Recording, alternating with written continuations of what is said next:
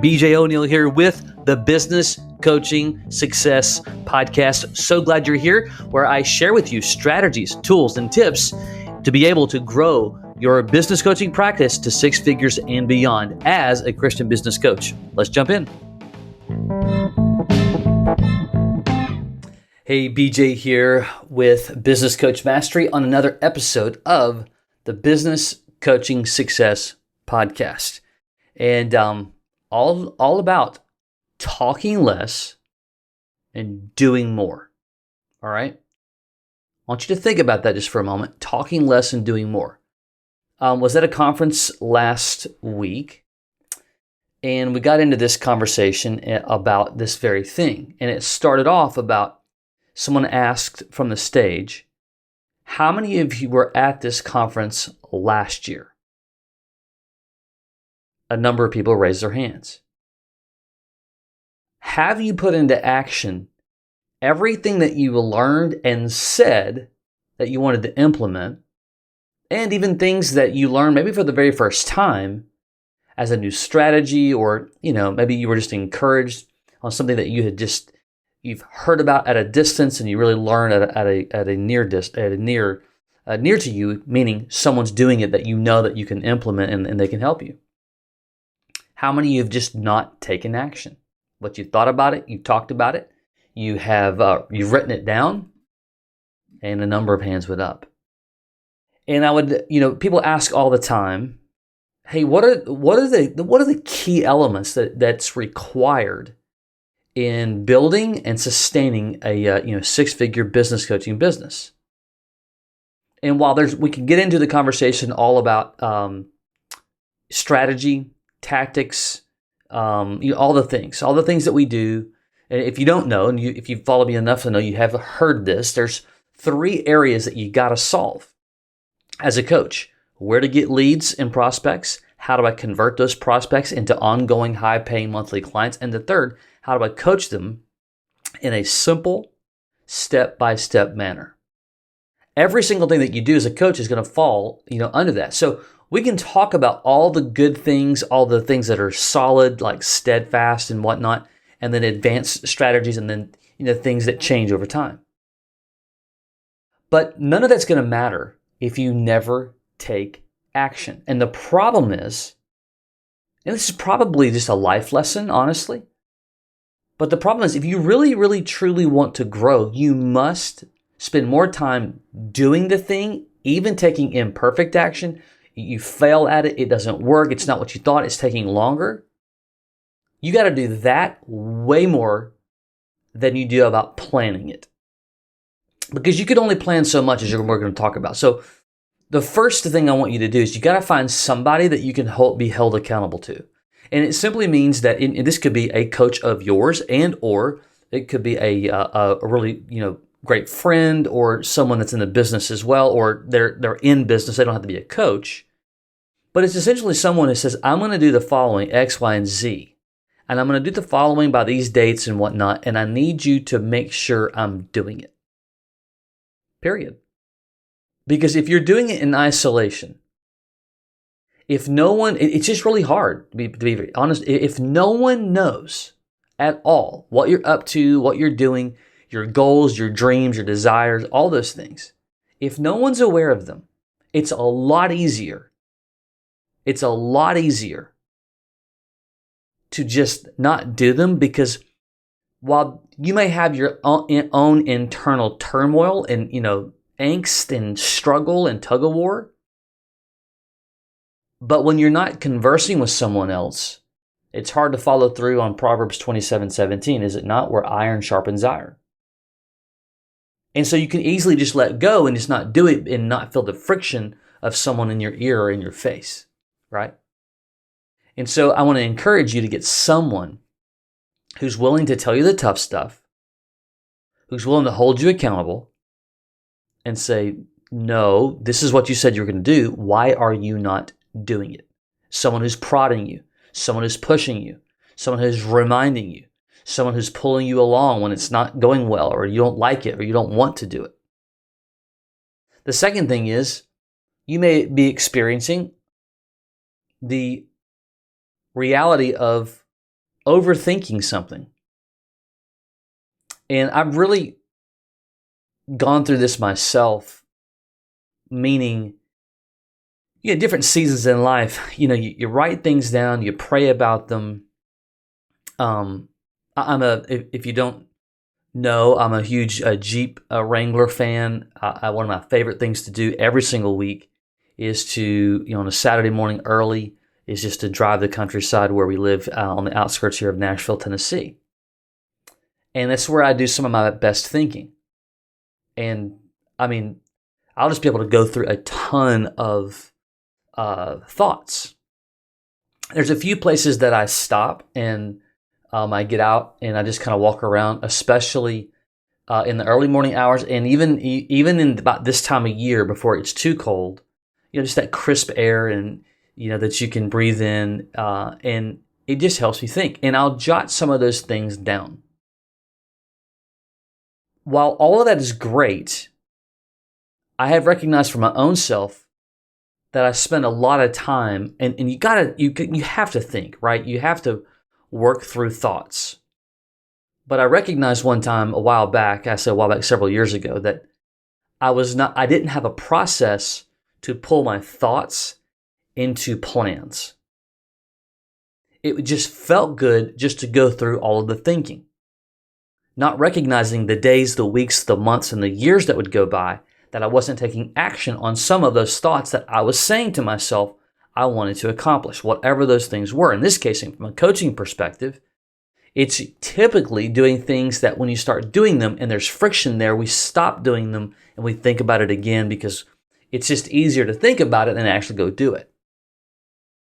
And so when you have the right accountability partner, you're taking those thoughts and putting them into action, and they're helping you. It's not about just always succeeding. One of the things that I do like about Grant Cardone and the whole 10X movement, doesn't matter what your thought, you have your opinion if you want. But the entire premise is that when we're setting goals, oftentimes people short sell themselves in the goals because they don't want to miss the goals.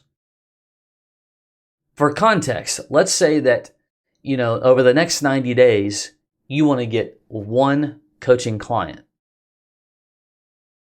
If you were to 10X that goal, you would say, I want to get 10 clients. Now, most people will go, well, 10's way too many. Like that's impossible, whatever. They'll start making all these excuses and the drama that comes along with it. And, they'll talk themselves out of it. What feels more comfortable is just having the one. But the entire premise of the 10X movement is, well, which would you rather fall short of? 10 or 1? Because when you double down and you stop overthinking and you put an action into place, again, I'm using the 10 as an example. Let's say you only got 4. You only got 60% of your goal. Would you rather miss the 10 with only getting 4 or miss 1 and get none? Now, I'm not suggesting to have an appetite for missing goals. What I'm saying is, when you turn to an accountability partner, you stop overthinking, you start putting things into action, and you stretch yourself a little bit, you're going to do more than is required. And the biggest thing is, or at least the bigger thing is taking imperfect action, which is the third thing. Turn your words into action. Stop thinking about it and start doing it. Be okay with it not working out. Be okay with it. It didn't work today, the next day, the next day, the next day. I'm going to botch this a little bit because I can't remember the exact number. You'll get the point though. You're probably familiar with the online design tool called Canva. Well, I did not know this until not that long ago, that the young girl who started Canva was born out of a need to, she was trying to do something in Photoshop and it was a terrible experience for her. She does not think like software. She wanted a unique experience that was easy to do, that still gave her the results that she was looking for, but was told can't happen. And rather one day she woke up and said, need to develop a tool that thinks more, the application is more like a non-software person versus pointing at the problem and saying that you got to understand the software.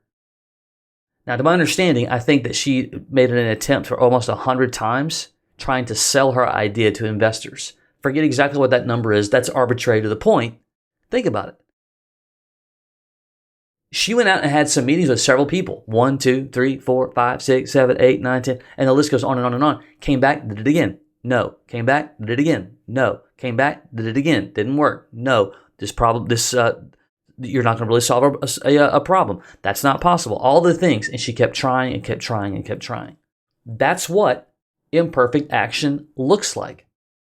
I mean, the list goes on and on and on. The reality is most people are afraid to hear, no, it didn't work. It's not possible. The fear of failure. And I'm just telling you right now, if you truly want to build a successful, long-standing, just a business coaching business that you can be proud of, you got to embrace and be okay with the scabs, the bruises, and learn how to reframe, actually, not just frame, but reframe those moments as learning experiences. The things that I have learned today over the last, we'll call it 10 to 15 years, that I didn't know, that all came through things that did not go well, allows me to pour into other coaches to do the very same thing. I would not be able to do it today if it wasn't for those experiences. And so you don't even look at those experiences by saying, well, those were uncomfortable. Well, again, so whether they're comfortable or uncomfortable, the point is we understand that God is using those tools, that He's using those moments to build us up. You won't be prepared for the battle. Think about it. The whole point of helping business owners succeed and go to the next level is going to take some grit. Well, if you're not prepared because you've not allowed yourself to go through some of them because you don't want to experience the discomfort, then what kind of true value can you bring at the end of the day to another human? In this case, a business owner, to truly help them. Because guess what? You're going to have to pour into them because it's not going to always go well either. Because life doesn't go well, right? It just doesn't. I hope this means something to you. I talk to enough coaches who are stuck, not moving. They've got the idea. They've got the skill set. They have the tools. But they're still saying the same thing that they said last month, 3 months ago, 6 months ago, or worse, years ago. Is that you? If it is, today is your day. Today is your day to not figure it all out. Take a step. You've heard the term, the journey of 1,000 miles started with the first one. Just take a step. And then tomorrow, take another step. And then the next day. And I think that part of the friction is because we see the end result that we're looking for. And I tell new coaches all the time, stop worrying about what it's required to get 5 clients, because none of that matters until you get your first one. So bring your thinking. Yeah, great to have the end goal look and all that kind of stuff. I'm a big believer in 3 10-year goals. Practice them on a consistent basis. Read mine every day. However, you have to spend more time taking the thoughts, actions, and plans, or the thoughts and the plans rather, for the first client, in this case, and turning them into action. Imperfect, measurable, achievable, relevant action that you will put a due date on. What gets scheduled gets achieved. I hope that means something to you today. If you've been thinking about becoming a coach for a long time, and likely out of the numbers that we talked to, there's somebody listening to this today going, you're talking to me. And you don't know where to turn, you don't know what to do. You have this, you feel like you're impregnated with the vision, with a heart, a passion of being able to, help others with their businesses and grow, but you just don't know where to start. If that's you, we can chat about it, or I have a resource for you that you can look at. You can go to businesscoachmastery.com. That's businesscoachmastery.com. There's a button right there to get a guide, and it'll just walk you through exactly how we help coaches with a full-blown 6-figure done-for-you business coaching system. It'll give you a lot of meat to be able to work through. And then there's some links in the side that if you're interested in talking about that for yourself and how it will work for you, we can do that as well. All right. Until next time, take care.